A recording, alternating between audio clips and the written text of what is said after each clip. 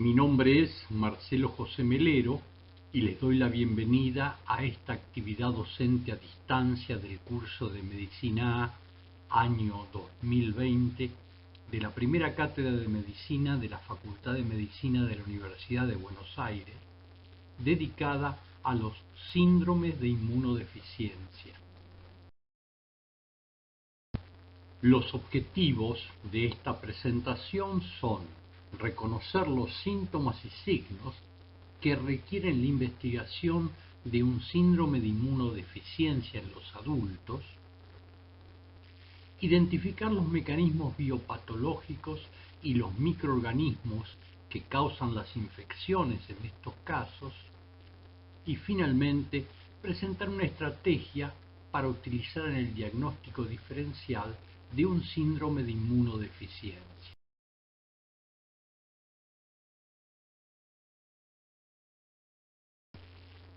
El término inmunodeficiencia, sinónimo de inmunodepresión, designa cualquier condición, congénita o adquirida, transitoria o permanente, que determina una respuesta subnormal del huésped a un antígeno, siempre que esta anomalía tenga consecuencias clínicas.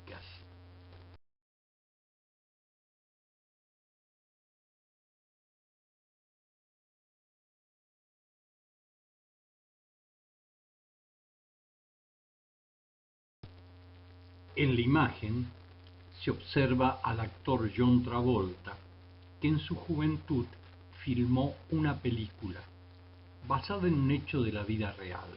La película se llamaba El muchacho en la burbuja de plástico, que cuenta la vida de un chico que nació sin defensas inmunológicas y debió estar toda la vida en un ambiente libre de gérmenes. El muchacho creció en un espacio estéril, una burbuja de plástico diseñada por la NASA, pero bueno, en su adolescencia conoció una vecina y a partir de allí imaginen ustedes cómo terminó la historia.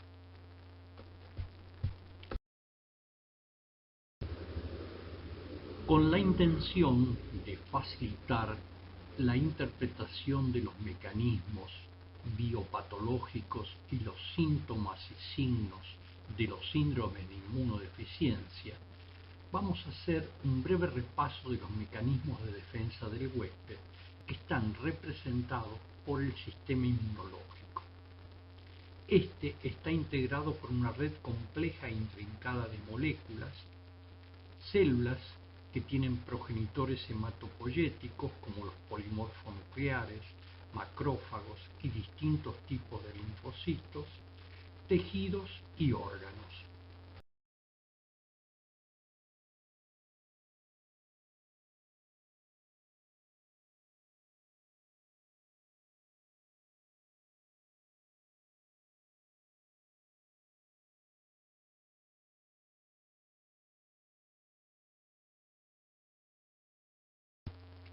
Los órganos del sistema inmunológico, que representan apenas el 3% del peso corporal, son los integrantes del sistema linfático, por ejemplo, timo, amígdalas, adenoides, ganglios linfáticos y vaso,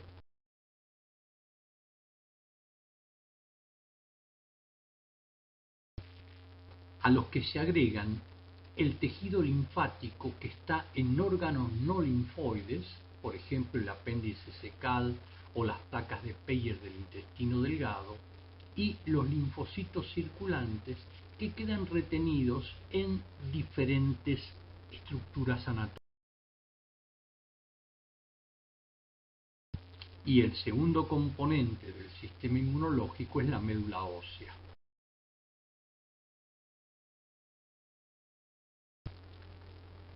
La inmunidad ha sido tradicionalmente dividida en inmunidad innata o inespecífica, diferente de la inmunidad específica, adaptativa o adquirida, diferente en cuanto a las células y estructuras que la componen y a sus funciones.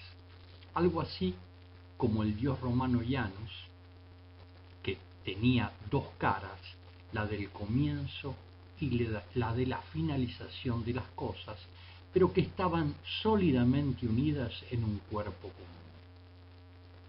La función de la inmunidad es discriminar lo propio versus lo ajeno.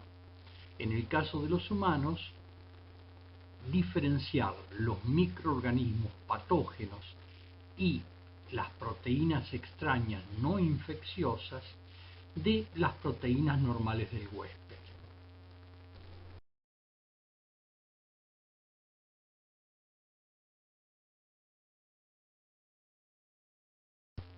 Además, permite identificar y eliminar células dañadas, muertas o malignas y regular la homeostasis y la reparación tisular. Recientemente, una nueva teoría ha tomado auge entre los inmunólogos, la teoría de la señal de peligro desarrollada por Paul Matzinger. Dicha teoría sugiere que el sistema inmunológico reacciona a la combinación de señales de peligro, diferenciando cuánto un elemento propio o extraño es realmente capaz de producir un daño estructural en nuestro organismo.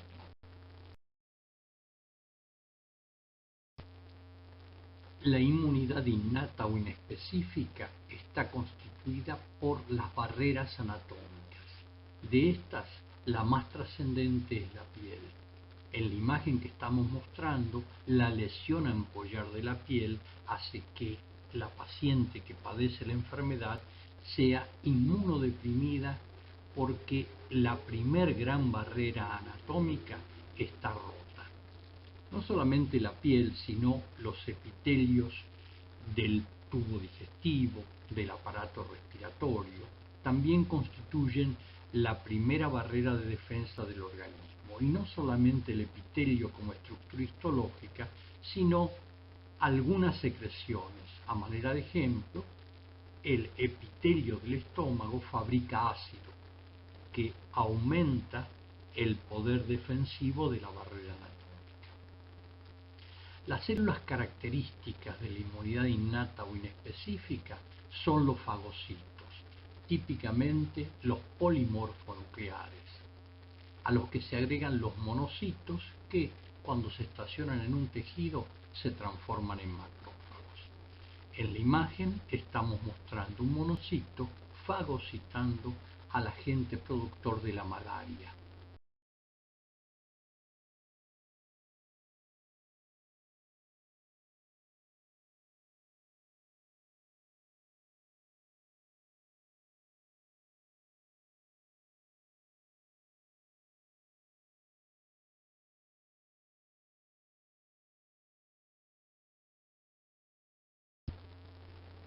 También participan los linfocitos citolíticos espontáneos, eosinófilos activados, basófilos y mastocitos, modulados por integrantes de la inmunidad específica.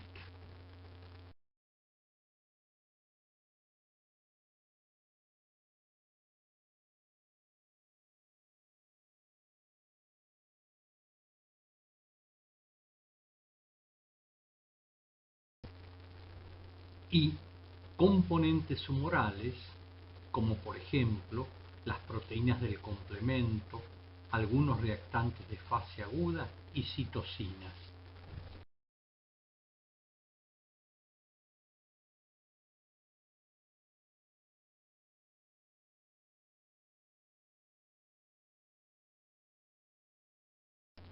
A los que hay que agregar las quimosinas, también conocidas como citocinas quimiotácticas, que fueron inicialmente identificadas por su capacidad de activar, atraer y dirigir diversas familias de leucocitos circulantes hacia los sitios dañados. La respuesta defensiva instrumentada por la inmunidad innata o inespecífica es filogenéticamente la más antigua. Tiene la característica de ser inicial, inmediata, se desencadena en minutos o horas, y máxima de entrada, que no necesita del contacto previo con el antígeno.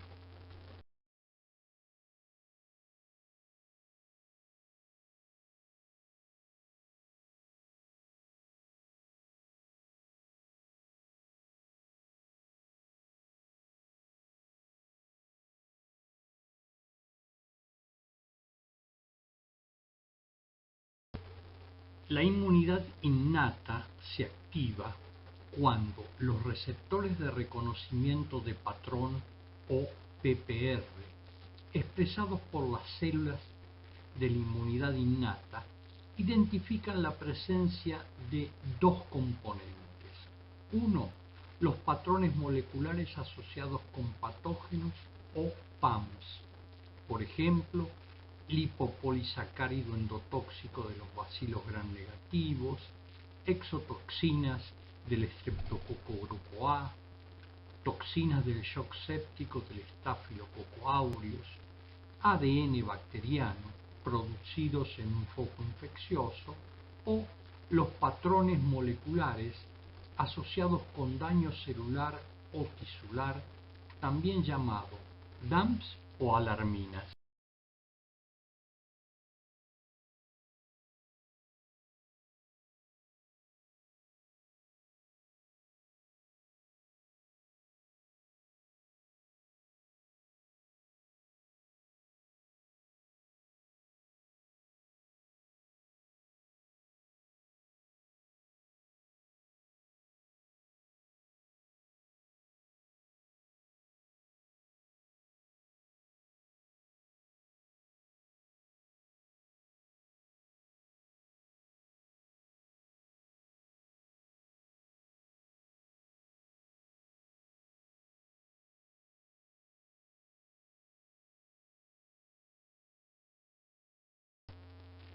También puede activarse a través de el complejo principal de histocompatibilidad, los receptores del fragmento Fc y las citocinas.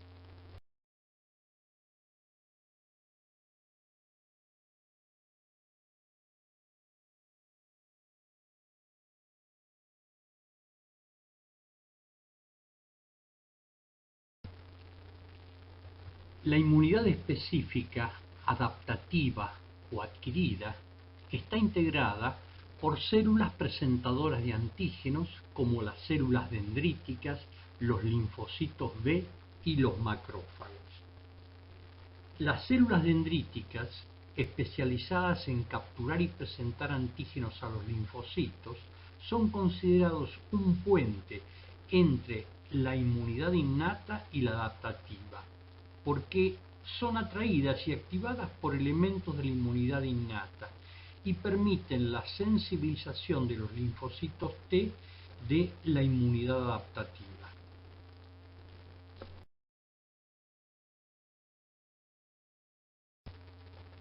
Además, por linfocitos T helpers CD4T, linfocitos B productores de inmunoglobulinas y linfocitos T citotóxicos. Los componentes humorales o solubles de la inmunidad adquirida son los anticuerpos, las citocinas y las quimiosinas.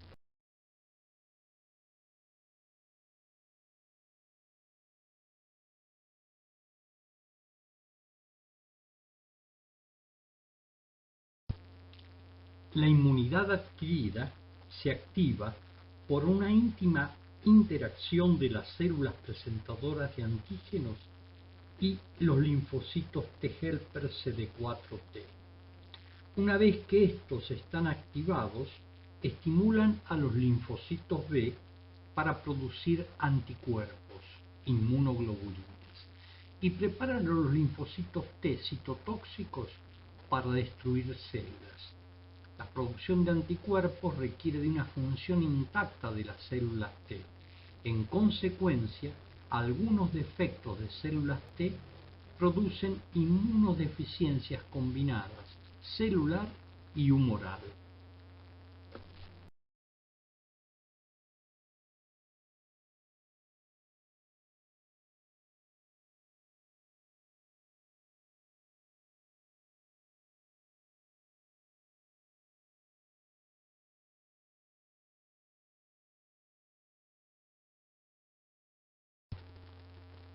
La inmunidad adquirida tiene especificidad, memoria, diversidad y tolerancia.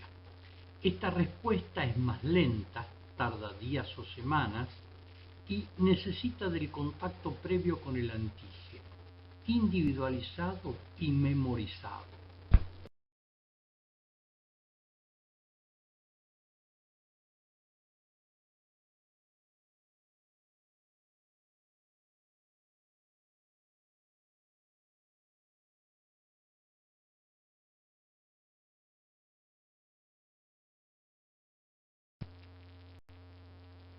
La inmunodeficiencia o inmunodepresión puede ser primaria, secundaria y algunos autores consideran que existe una inmunodeficiencia fisiológica.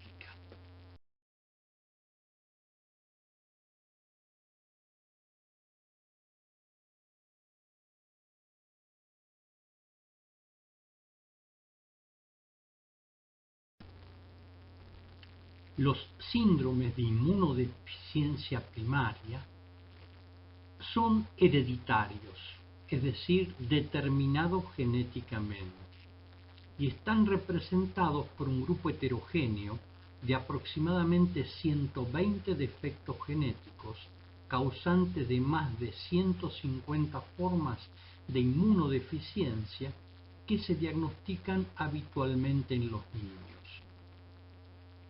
Sin embargo, algunos de estos cuadros clínicos pueden diagnosticarse en un 25 a 40% de los casos en distintos momentos de la vida adulta. Los síndromes de inmunodeficiencia primaria tienen una prevalencia variable estimada en un caso cada 1.200 personas.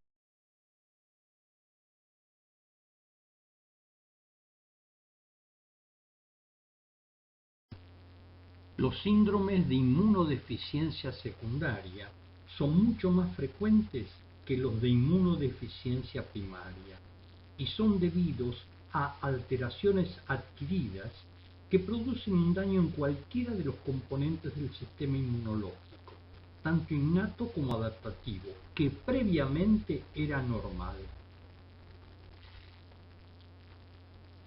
Generalmente son de etiología multifactorial.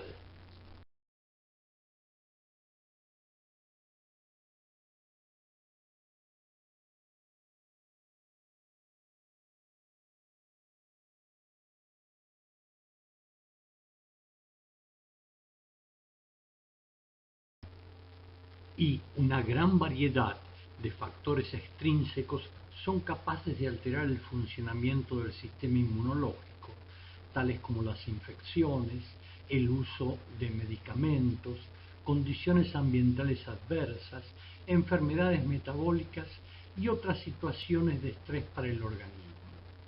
Dentro de estas causas secundarias, indudablemente, la más conocida es el virus de la inmunodeficiencia humana, pero epidemiológicamente la causa más trascendente de inmunodeficiencia secundaria a nivel mundial es la desnutrición.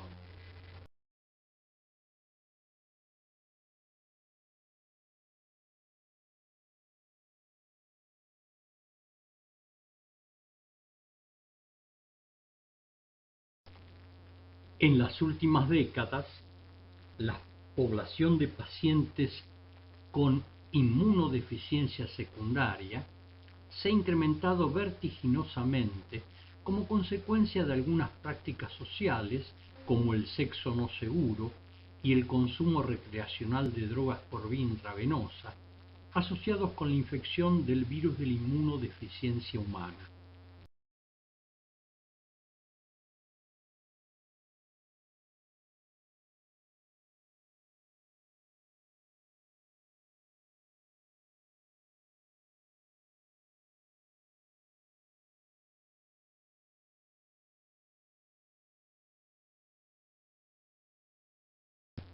y paradójicamente con el progreso médico.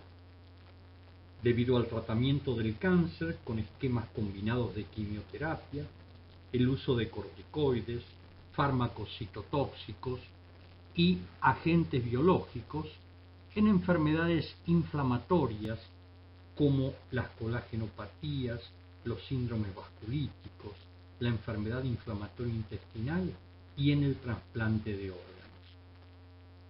Las inmunodeficiencias secundarias son mucho más comunes que las primarias en los adultos y son las primeras que deben ser investigadas cuando se sospecha una respuesta inmunológica deteriorada.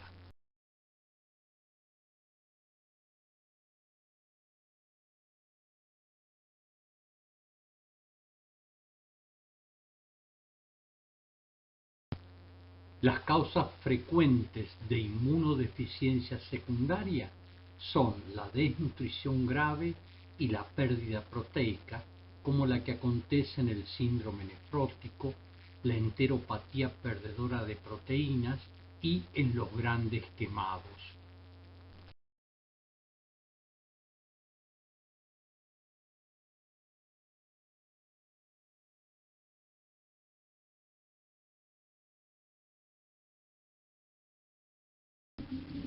El defecto inmunológico mayormente involucrado en la desnutrición calórico-proteica es la menor producción de células T y también una menor funcionalidad de estas.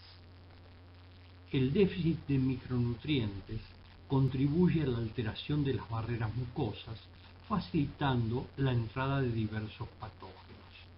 Las condiciones gastrointestinales y renales que llevan a pérdida de proteínas, que hemos mencionado anteriormente, producen también efectos similares. Las infecciones son otra causa frecuente de inmunodeficiencia secundaria. Entre estas se destaca el virus de la inmunodeficiencia humana, un miembro de la familia de los rotavirus, que es el agente causante del síndrome de inmunodeficiencia adquirida. Ataca a varios tipos de células del sistema inmunitario, preferentemente las células CD4T y los monocitos, disminuyendo su recuento por debajo de un nivel crítico y causando la pérdida de la inmunidad mediada por estas células, que provoca que el organismo se encuentre cada vez más susceptible a infecciones oportunistas y algunas formas de cáncer. Además, hay otros virus llamados inmunomoduladores del grupo herpes, como por ejemplo citomegalovirus y Epstein-Barr, que también disminuyen la respuesta inmunológica normal.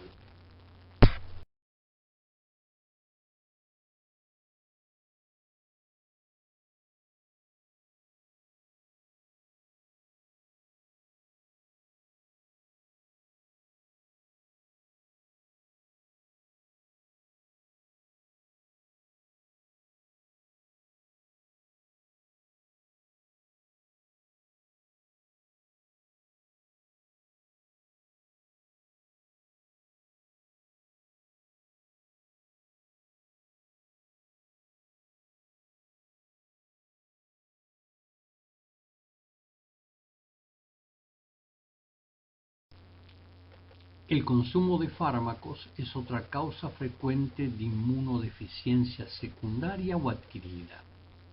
En estos casos hay que tener en cuenta la dosis, la duración del tratamiento, las combinaciones farmacológicas utilizadas y la enfermedad de base. Los antiinflamatorios, los inhibidores de la calcineurina y los agentes citotóxicos, como los corticoides, ciclosporina, ciclofosfamida, azathioprina y metrotexate, son frecuentemente involucrados en estos casos.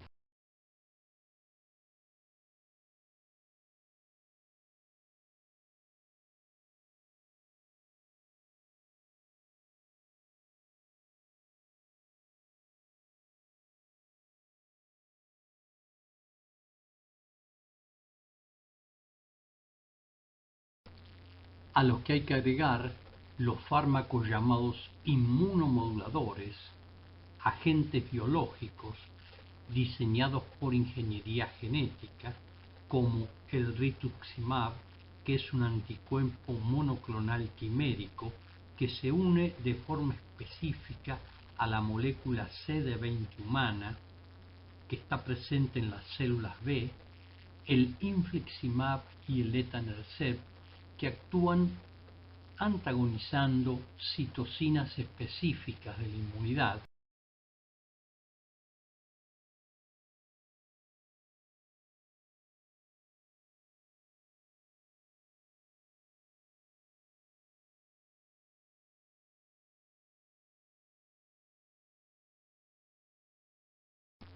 y otros fármacos productores de hipogamaglobulinemia, nuevamente el rituximab, y algunos anticonvulsivantes como la difenilidantoína, carbamazepina y valproato.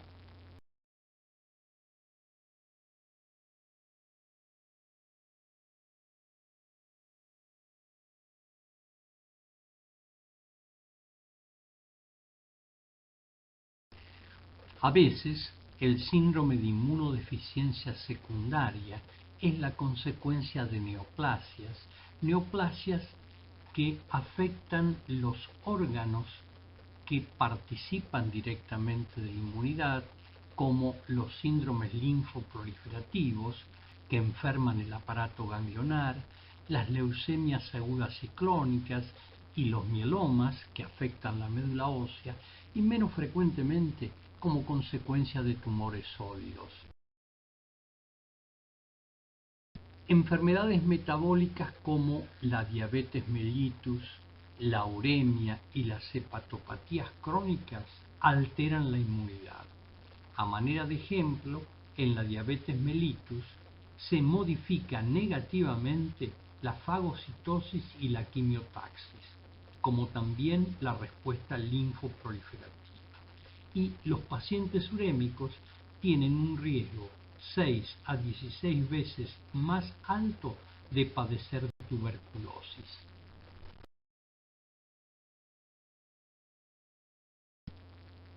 Otras enfermedades menos frecuentes, como algunas hereditarias, el síndrome de Down, la fibrosis quística, la cirugía, los politraumatismos, la radioterapia, la esplenectomía, algunas hemoglobinopatías, la deficiencia de vitamina D y determinadas condiciones ambientales disminuyen la inmunidad.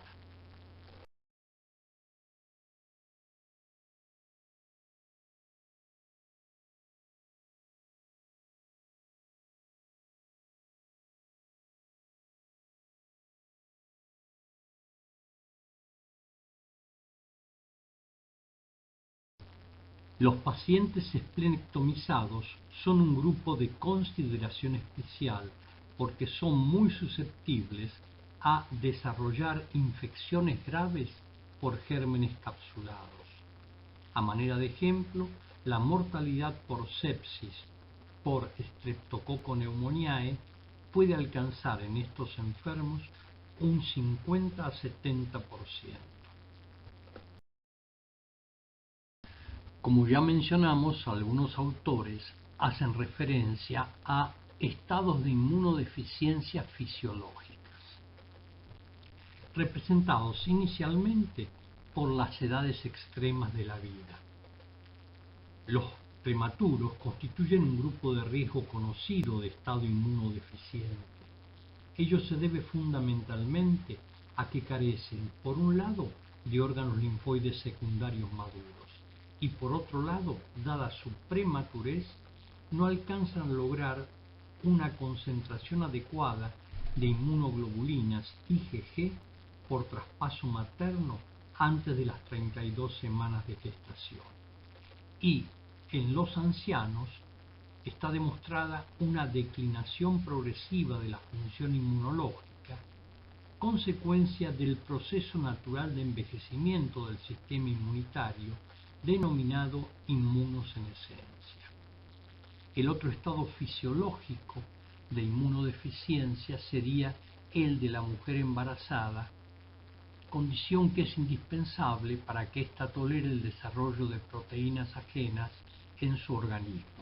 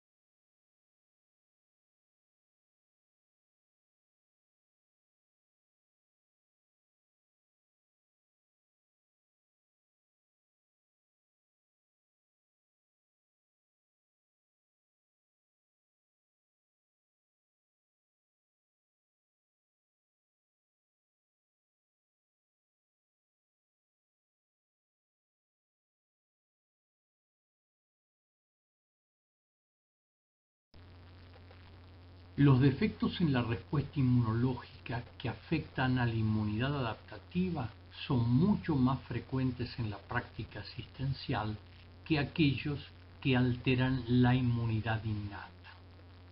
En la inmunidad adaptativa habitualmente se afecta la inmunidad humoral, es decir, hay una deficiencia de anticuerpos debido a un daño en las células B en el 65% de los casos. La alteración de la inmunidad celular aislada, defecto de células T, es menos común, 5% de los casos, y finalmente puede haber una inmunodeficiencia combinada que afecta a las células T y B en un 15% de los enfermos.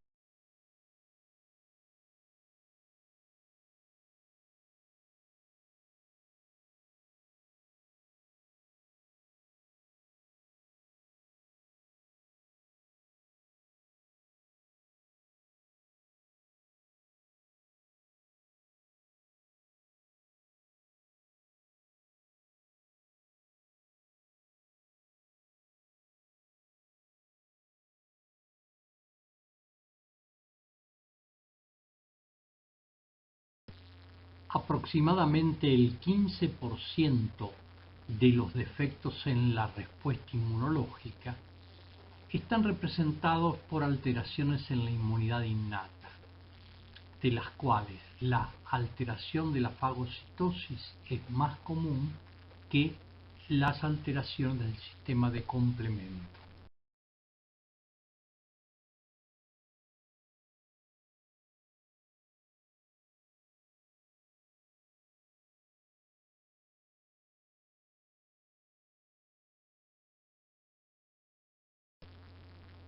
Desde el punto de vista clínico, un paciente inmunocomprometido es aquel que tiene una alteración en la función fagocítica, en la inmunidad humoral y o celular que incrementa el riesgo de padecer una enfermedad oportunista, que puede ser infecciosa o mediada inmunológicamente.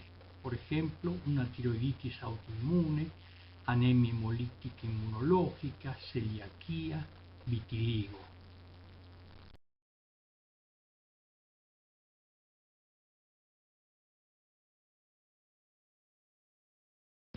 O neoplasias, como los síndromes mieloproliferativos y linfoproliferativos, las discrasias de células plasmáticas y tumores sólidos. En general, la sospecha más fuerte de la existencia de un síndrome de inmunodeficiencia la plantea el paciente que tiene infecciones que se caracterizan por ser inusuales, por su localización, el microorganismo que las produce, la frecuencia, la gravedad, la evolución y o sus complicaciones.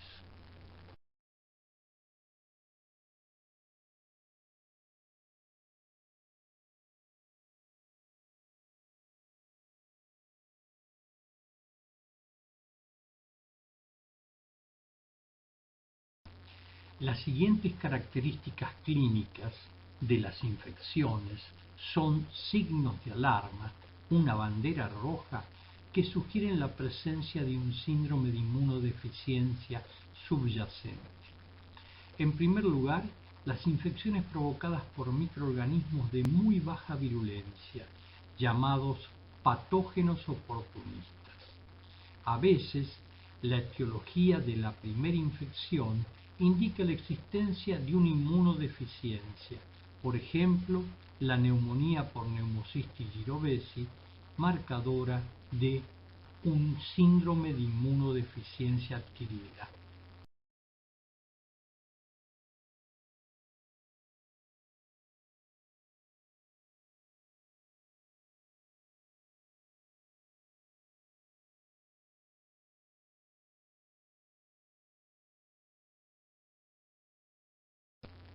La candidiasis orofaringea persistente, sin consumo reciente de antibióticos y o corticoides.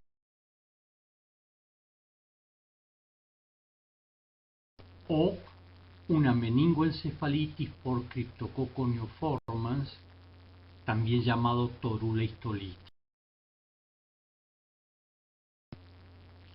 Las infecciones frecuentes, 4 o más infecciones que requieren antibióticos por año, de evolución crónica o recurrente sin una causa obvia, infecciones como sinusitis, bronquitis, otitis media con perforación. En estos casos es de buena práctica, además de sospechar un síndrome de inmunodeficiencia, investigar la existencia de lesiones anatómicas que con frecuencia son responsables de la reiteración infecciosa en ausencia de un inmunocompromiso, como por ejemplo la neumonía recurrente, que afecta al mismo lóbulo del pulmón, por lo común tiene una causa local, o un tumor endobronquial, un cuerpo extraño o un secuestro, más que un síndrome de inmunodeficiencia.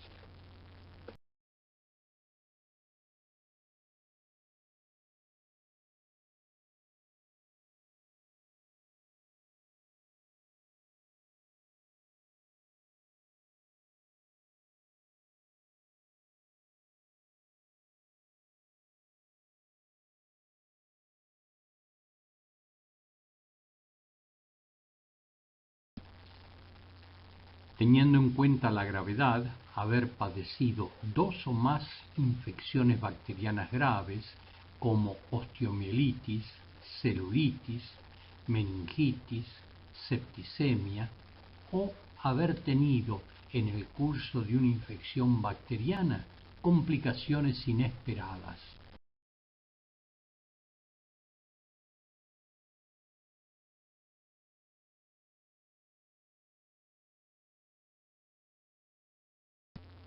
Dos o más neumonías en un lapso de 3 años confirmadas radiográficamente que requirieron internación y antibióticos por vía intravenosa, que tuvieron necrosis del infiltrado pulmonar, como estamos mostrando con la flecha roja, lenta evolución y o diseminación intratorácica.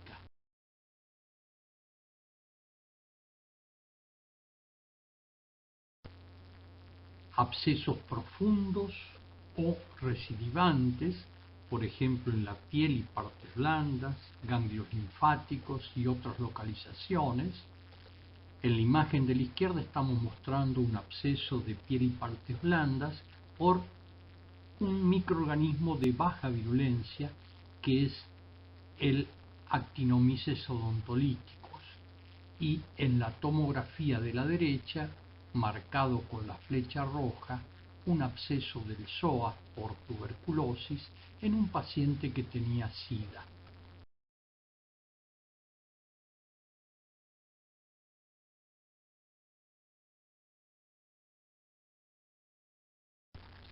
Y padecer infecciones graves como complicación de la vacunación cuando se utilizaron vacunas con microorganismos vivos.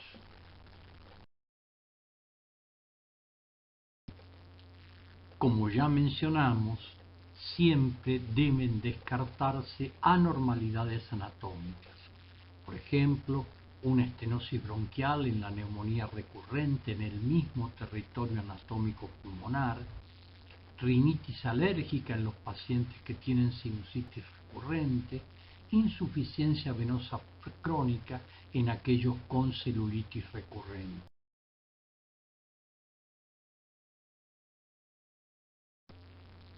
Con respecto a la evolutividad y las complicaciones de una infección, un signo de alarma que sugiere inmunodeficiencia es cuando la infección es crónica o recurrente o cuando requiere un uso prolongado o tiene escasa respuesta a los antibióticos.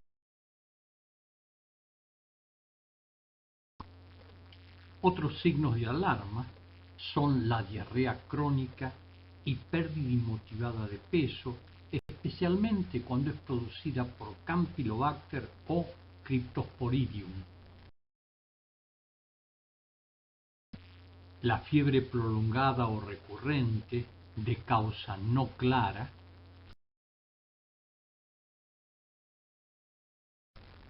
la fiebre es la manifestación más importante y a veces la única de la presencia de una infección en un inmunocomprometido. Además, en estos pacientes, la fiebre puede ser provocada por causas no infecciosas, por ejemplo, medicamentos, enfermedad inflamatoria o neoplásica subyacente. Ninguna característica de la curva térmica ni la magnitud de la elevación de la temperatura corporal permiten diferenciar las causas infecciosas de otras que no lo son. La presencia de inmunodeficiencia primaria en familiares, la mortalidad inexplicable precoz en la infancia, la consanguineidad y la presencia de enfermedades autoinmunes.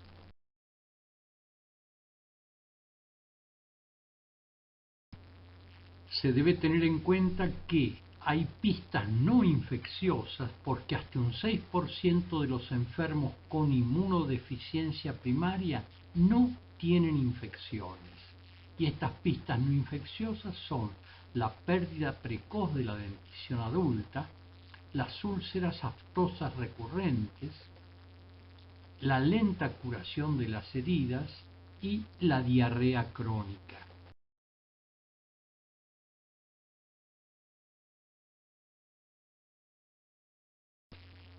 La coexistencia de múltiples alteraciones autoinmunes, las bronquiectasias y las verrugas cutáneas numerosas por el virus del papiloma humano.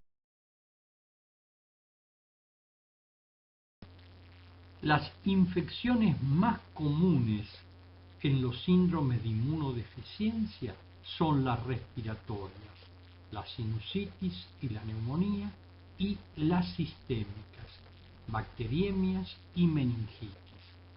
Existen ciertos patrones de infección que se relacionan con determinados defectos inmunológicos. Así, aquellos pacientes que tienen defectos en la inmunidad humoral, es decir, que no fabrican adecuadamente inmunoglobulinas, tienen infecciones recurrentes sinusales y o pulmonares, gastrointestinales crónicas, meningitis y bacteriemia. Y los agentes etiológicos son las bacterias capsuladas, como el neumococo, el Haemophilus influenza de tipo B y Neisseria meningitidis, a los que hay que agregar Giardia intestinalis, Cryptosporidium y Campylobacteriaceae.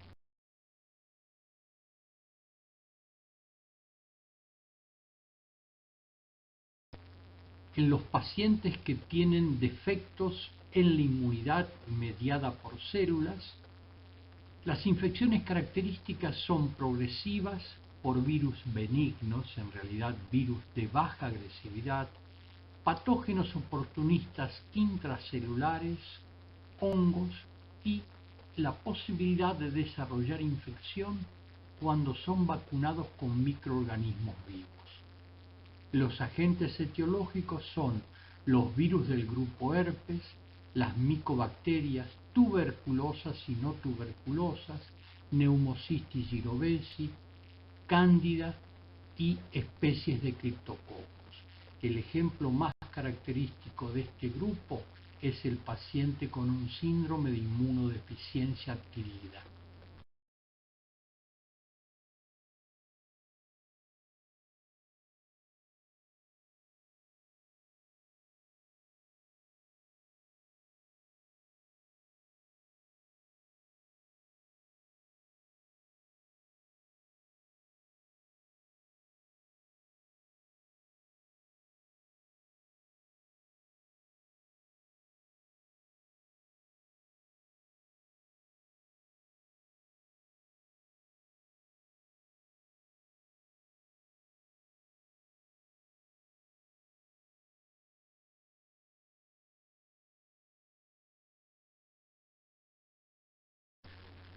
Los pacientes que tienen un defecto en la función de los fagocitos, típicamente una disminución del número de polimorfonucleares o neutropenia, se caracterizan por padecer infecciones leves, recurrentes o sistémicas fatales que se localizan habitualmente en el aparato respiratorio, sinusitis o neumonía, en la piel, celulitis o abscesos, por gérmenes que característicamente son bacterias extracelulares, como el Staphylococcus aureus, la Pseudomonas aeruginosa, Salmonella typhi y o Nocardia asteroides.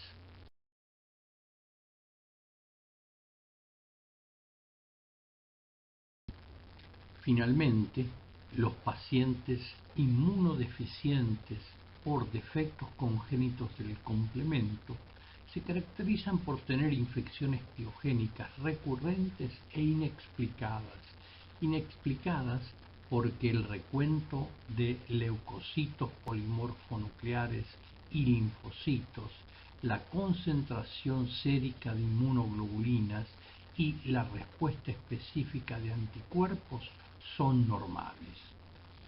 En estos pacientes, las infecciones son predominantemente por microorganismos extracelulares, por ejemplo, de la familia Neisseria, como el meningococo.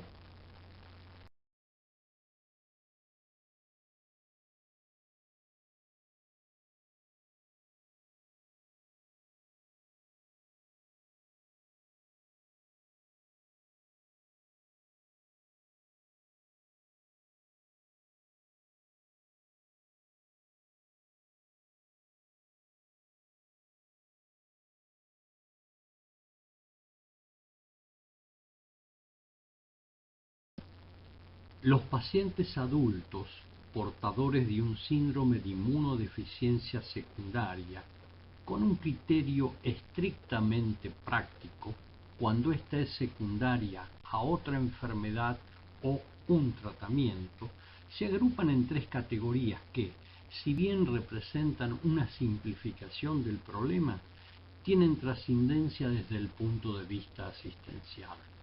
Los pacientes inmunocomprometidos pueden ser neutropénicos cuando tienen menos de 1000 polimorfonucleares circulantes, HIV positivos con una infección VIH o síndrome de inmunodeficiencia humana, y aquellos que son inmunocomprometidos no neutropénicos y HIV negativos, por ejemplo, porque tienen una disfunción de la función del vaso o directamente carecen de él, han recibido fármacos que alteran la inmunidad o padecen alguna neoplasia, por ejemplo, un síndrome linfoproliferativo que tiene el mismo efecto deleterio.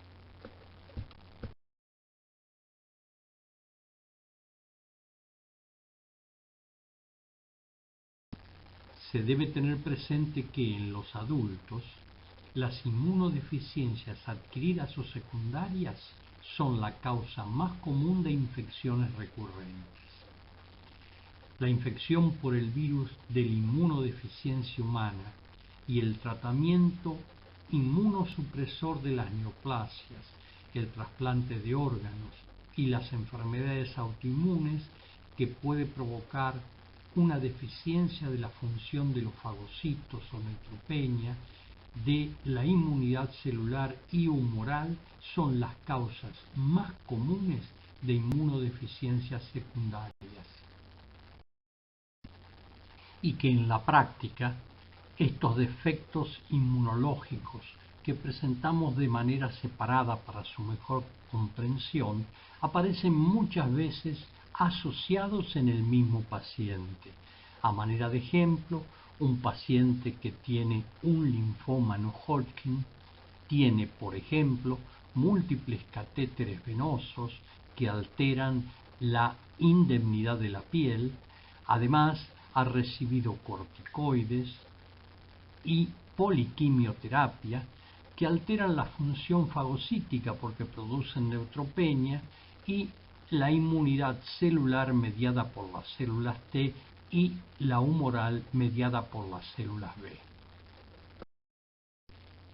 En la anamnesis, además de los síntomas vinculados a la enfermedad que motiva la consulta, se deberán investigar si existen antecedentes de enfermedades previas, la información microbiológica y técnicas de imagen utilizada y sus resultados en infecciones anteriores y los antecedentes heredofamiliares, infecciosos, neoplásicos y de enfermedades autoinmunes en los parientes en primer grado.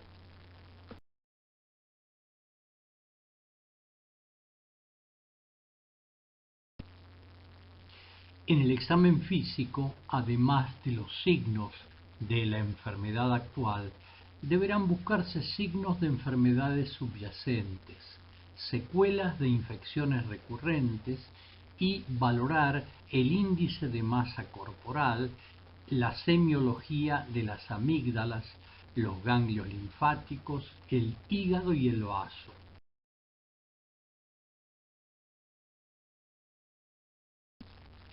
La ausencia de tejido adenoide en la nasofaringe o de timo sugiere una inmunodeficiencia primaria, un déficit de inmunidad celular o humoral o combinada, especialmente en los chicos, pero es difícil de evaluar en el examen físico y habitualmente requiere del complemento de técnicas de imagen. La evaluación inicial del estado de inmunidad de un adulto a través de exámenes de laboratorio debería realizarse por etapas. En la primera etapa se deben valorar los resultados del hemograma completo, el recuento manual y fórmula de leucocitos y, si es posible, un frotis de sangre periférica. Se debe prestar particular atención al número absoluto de neutrófilos o fagocitos y de linfocitos. El término neutropenia define una concentración de polimorfonucleares circulantes inferior a 1000 elementos por milímetro cúbico. Por otro lado, el término linfopenia define una cantidad de linfocitos circulantes inferior a 1000 elementos por milímetro cúbico. Las linfocitopenias transitorias son comunes en las enfermedades virales y no tienen trascendencia clínica. La eosinofilia se define por un recuento de granulocitos eosinófilos en sangre periférica superior a 450 elementos por milímetro cúbico.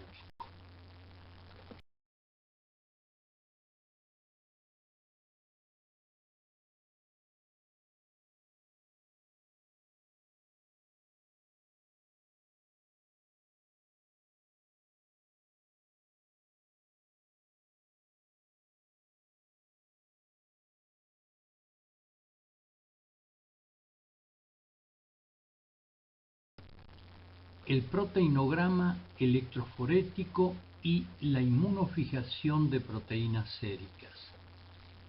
que permite la cuantificación de las inmunoglobulinas como regla mnemotécnica para recordarlas: IgG, inmunoglobulina G, A, M y E. De esta manera se evalúa la inmunidad humoral. Las hipogamaglobulinemias son la manifestación característica de varias formas clínicas de inmunodeficiencia.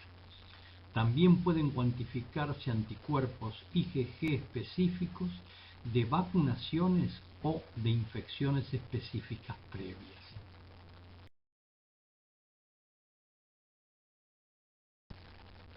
Y pruebas para el rastreo y confirmación de la infección por el virus de la inmunodeficiencia humana.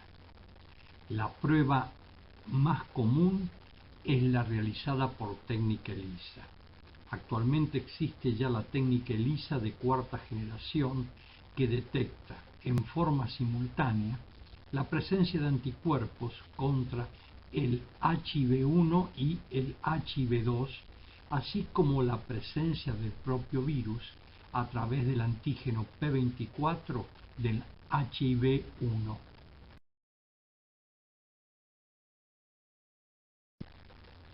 Pruebas de rutina para detectar alteraciones metabólicas como glucemia, hemoglobina glicosilada, depuración de creatinina, pruebas de daño hepático y albuminemia. Y marcadores de inflamación como la velocidad de sedimentación globular y la concentración de proteína C reactiva.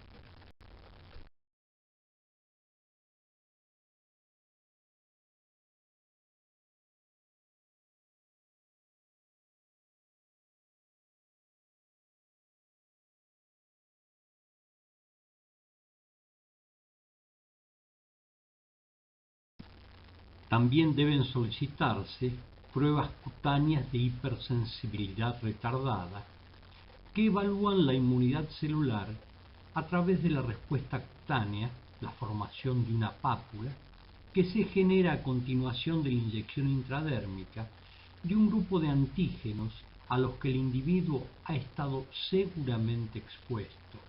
Estos antígenos son la candidina, el toxoide tetánico, la tuberculina y antígenos estreptocóccicos.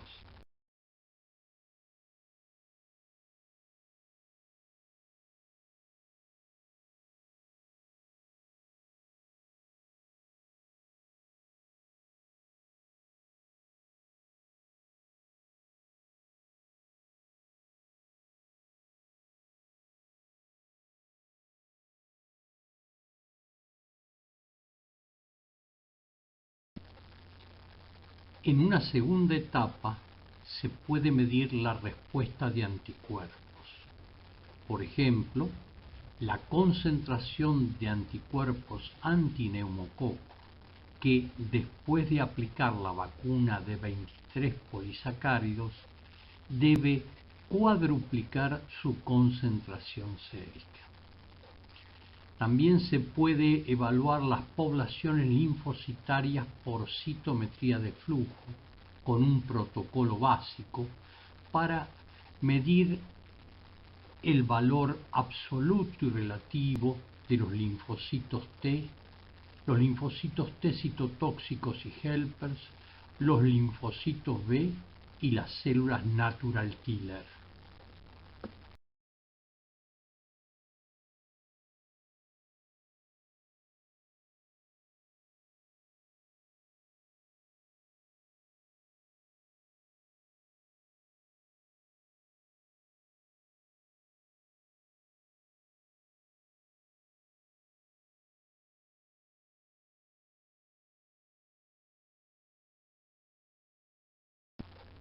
También debe cuantificarse la actividad hemolítica total del complemento y la concentración sérica de distintos componentes del complemento total como sus fracciones C3 y C4.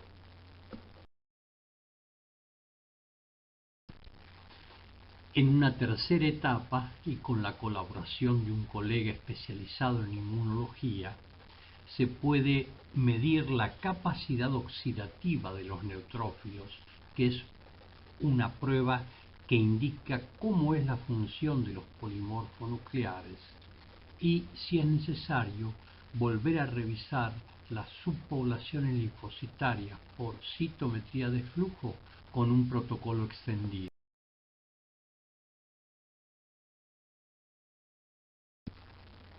Además, se pueden estudiar otros factores del complemento y, en casos especiales, la investigación de la inmunidad celular puede requerir la medición de la función de las células T, la respuesta a mitógenos y a antígenos específicos.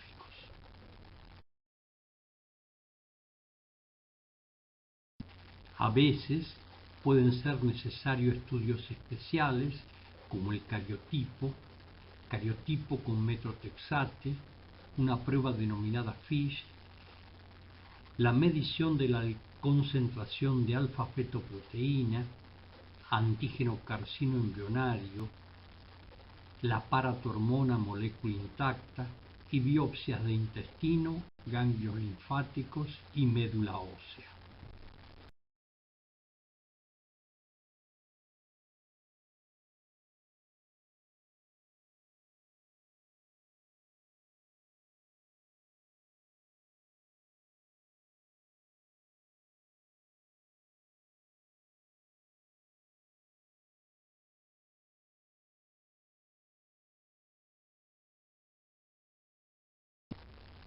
En la etapa 4 se puede repetir el cultivo de linfocitos con estimulación y cuantificación de la respuesta a múltiples variables, como la estimulación con mitógenos, la adición de interleucina 2 y algunos estudios genéticos. Este uso secuencial de los exámenes de laboratorio se hace cada vez más específico en la etapa de siguiente nivel. Pero se tiene que tener en cuenta que en la práctica un alto nivel de sospecha clínica y la realización de las pruebas simples que mencionamos en la etapa 1 de este algoritmo es suficiente para diagnosticar fácilmente más de la mitad de las inmunodeficiencias.